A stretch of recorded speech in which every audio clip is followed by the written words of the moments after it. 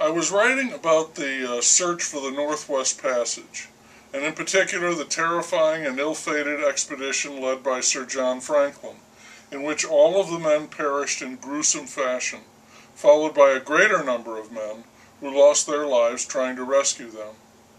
And what impressed me the most about it was the British reaction to the report that some of the men struggling to survive had resorted to cannibalism. For the most part, the British simply refused to believe that. An entire nation was in denial.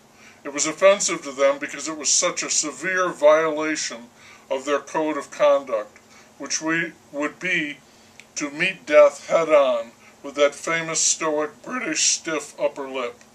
So they rejected those reports, much later proven to be true, and instead elevated Franklin into a shining national hero.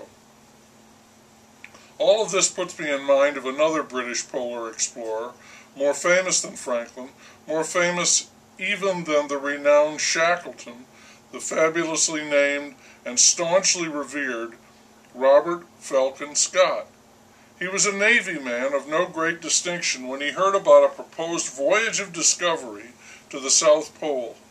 Immediately he volunteered and was chosen to lead the expedition.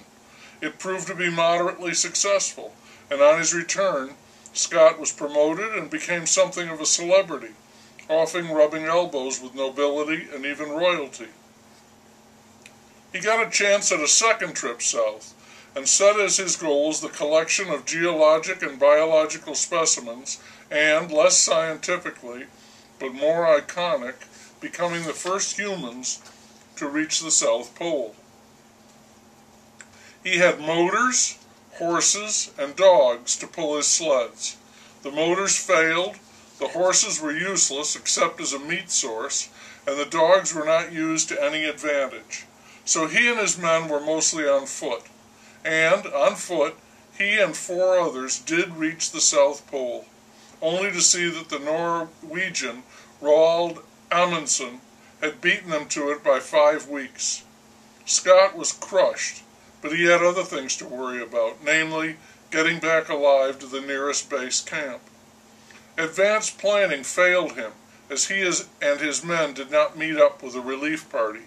They had hundreds of miles to cover over rough terrain, with terrible storms and constant temperatures of -40 degrees and worse. One man died from the effects of a fall, that and the cold. Another man, Oates, was so badly frostbitten on his toes that he could not keep up, and one day he announced to the others in their tent that he was going out and he would be gone for a while, eliminating himself so the others would have a better chance of getting back. That kind of thing is what the British like to hear. If you're going to die, for God's sake, have the decency to do it like a man. Oates is recalled to this day as a hero and a paragon of self-sacrifice.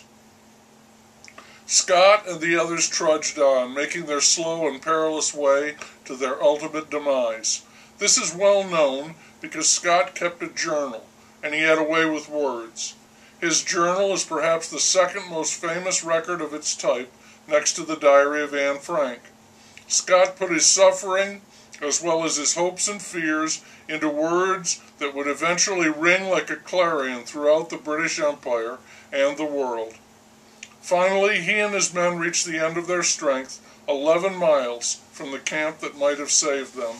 They had discarded everything they could to lighten their loads, but they were found dead in their tent with over 30 pounds of rocks, geological specimens, which they would not give up. Scott became the ultimate image of the British explorer, a martyr to his cause, probably more highly esteemed than Amundsen despite his success. In fact, it was the glory of his death and the way he faced it that elevated Scott. More recent investigators have not been so kind. They fault Scott on several accounts, one deciding to call him an heroic bungler.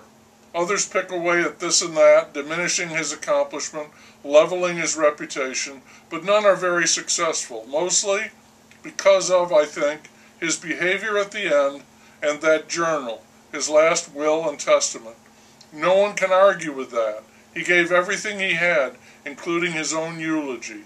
Who could ask for or give more?